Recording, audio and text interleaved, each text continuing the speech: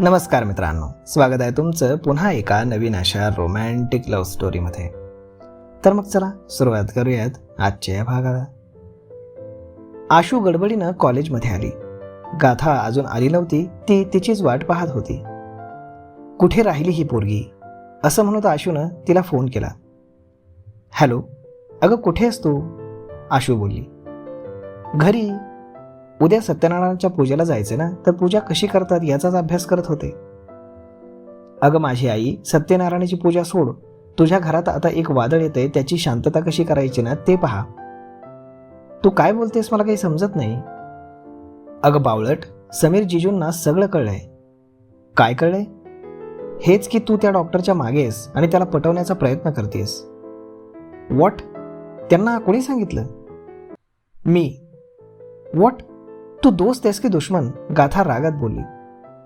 आधी ऐकून तर घे, असं म्हणत आशूनं त्यांच्यात झालेलं सगळं बोलणं गाथाला सांगितलं. आणि तितक्यात समीरचा गाथा म्हणून असा आवाज आला. वादळ आलं वाटतं, गाथा घाबरून बोलली. देव तुझं भलं करो, बेस्ट ऑफ लक. आशूनं एवढं म्हणून फोन ठेवून दिला. गाथा, समीर पुन्हा रागानं बोलला. काय झालं समीर? माया रूम मधून बाहेर येत बोलली. गाथा कुठे आहे? समीरनं विचारलं. तिच्या रूममध्ये, यशोदा मावशी बोलली आणि गाथा तिच्या रूममधून बाहेर आली. खाली आहे, समीर तिला पाहून रागानं बोलला. काय झालं समीर? काय केलं गाथानं? माया बोलली. सांगतो. बाबा कुठे आहेत? समीर बोलला. बाबा नाशिकला गेलेत, दुपारपर्यंत येणार आहेत. तुला सांगायला सांगितले त्यांनी, माया बोलली. गाथा त्याच्या समोर येऊन उभी राहिली आणि समीर तिला रोखून पाहत होता. काय झालं? मायानं तिला विचारलं, पण ती काहीच बोलली नाही. यासाठीच तू मोठी आणि समजदार होत होतीस का? समीर गाथाला बोलला आणि गाथानं मान खाली घातली. अरे काय झाले मला कळेल का? माया चिडून बोलली.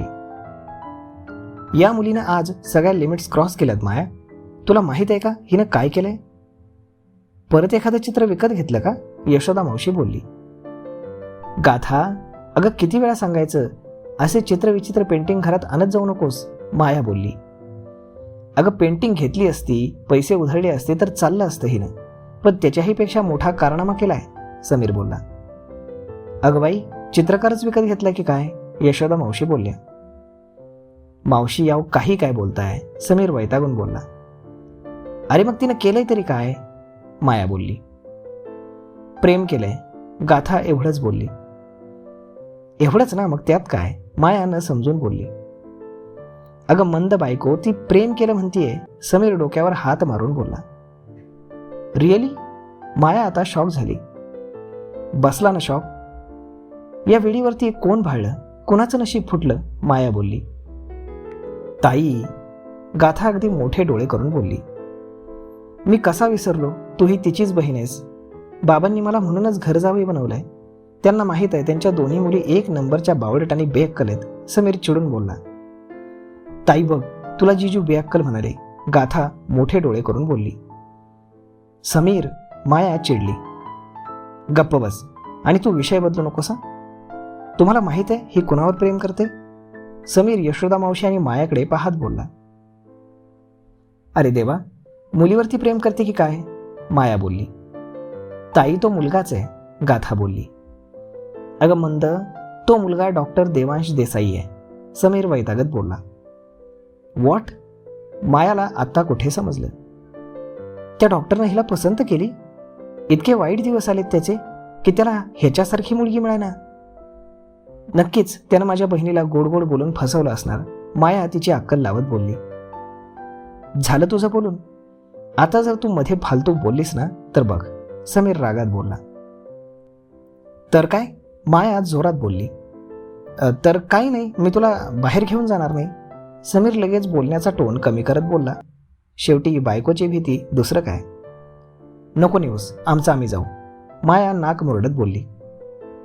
अगं गप्प बस ना माझी आई, इथे खूप सिरियस विषय सुरू आहे आणि तू हिच्यासारखे फालतू जोक काय मारतेस? बोल, माया बोलली. तो डॉक्टर हिच्या मागे लागलेला नाहीये, ही पोरगी तिच्या मागे लागली आहे. त्याला प्रपोज देखील केले मॅडमनं, समीर बोलला. काय? गाथा हे खरं आहे? मायानं विचारलं. हो, गाथा बोलली. अगं तुला समजत कसं नाही?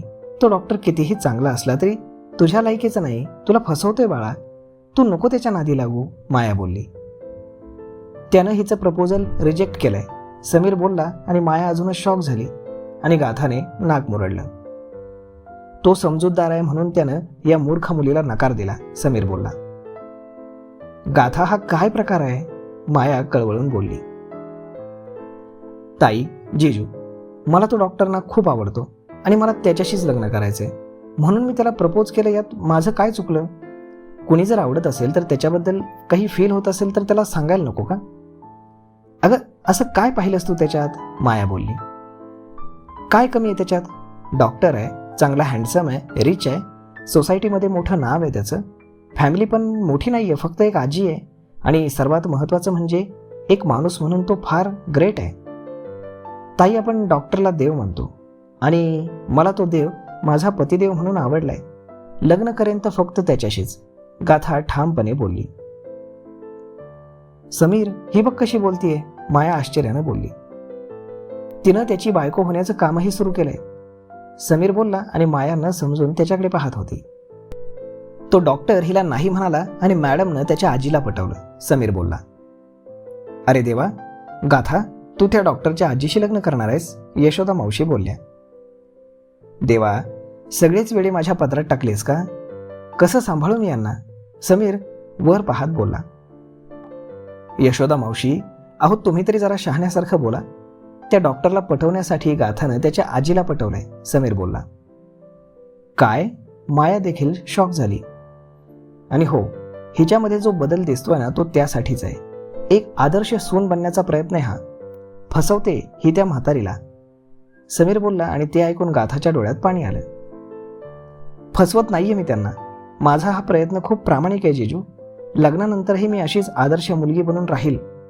माझं खरंच प्रेम आहे देववर. मी त्याच्यासाठीच करते हे सगळं, गाथा रडक्या आवाजात बोलली आणि समीर थोडा नरम झाला. पण बाळा, त्यानं तुला नकार दिलाय ना, तरीही तू त्याच्या मागे का लागलीयस? त्याच्या आजीला जेव्हा तो सगळं खरं सांगेल तेव्हा त्यांना काय वाटेल? त्या हर्ट नाही होणार का? त्यांना तुझे चांगले गुण कसे दिसणार? त्यांना तर असंच वाटेल ना की तू देवपर्यंत पोहोचण्यासाठी त्यांचा वापर केलास. तुला पसंत करण्याऐवजी त्यांनी तुला नाकारलं तर, समीर बोलला. असं नका ना बोलू जिजू, माईंना मी खूप आवडते. त्यांनी उद्या मला घरी बोलावलंय. बाळा, त्यांना तुझं हे बदललेलं रूप आवडलंय. तू रिअलमध्ये कशी आहेस त्यांना अजून माहीत नाही. समज त्यांनी तुला जर त्यांची सून म्हणून स्वीकारलं तरी देव, त्याचं काय? त्यानं तर तुला आधीच नकार दिलाय, समीर तिला समजावत बोलला. देव त्यांच्या माईंच्या शब्दाबाहेर नाहीत. माई म्हणतील त्या मुलीशी ते लग्न करणार आहेत, गाथा बोलली. तुला समजत कसं नाहीये गाथा? तुझ्यात आणि त्याच्यात 10 वर्षांचा फरक आहे, समीर काकुळतीनं बोलू लागला. मग काय झालं? प्रत्येकजण मला वयाबद्दलच सांगतोय.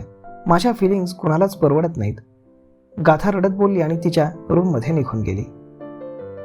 गाथा, ऐक माझं, समीर हताश होऊन बोलला. समीर, बाबा आल्यावर आपण बोलू तिच्याशी, मायानं समीरला समजावलं. तर मग मित्रांनो, अशा पद्धतीनं आता हा सगळा लोचा झालाय. पाहूयात पुढच्या भागात की कशा पद्धतीनं समीर, बाबा आणि गाथा मिळून हा सगळा प्रॉब्लेम सॉल्व्ह करता येते. भेटूयात पुढच्या एका नवीन व्हिडिओमध्ये. तोपर्यंत तुम्हाला आजचा हा भाग, हा एपिसोड कसा वाटला हे तुम्ही आम्हाला कमेंट करून नक्कीच सांगा. आणि जर आवडला असेल तर आपल्या जवळच्या मित्रमंडळींसोबत देखील हा व्हिडिओ तुम्ही शेअर करायला विसरू नका. धन्यवाद.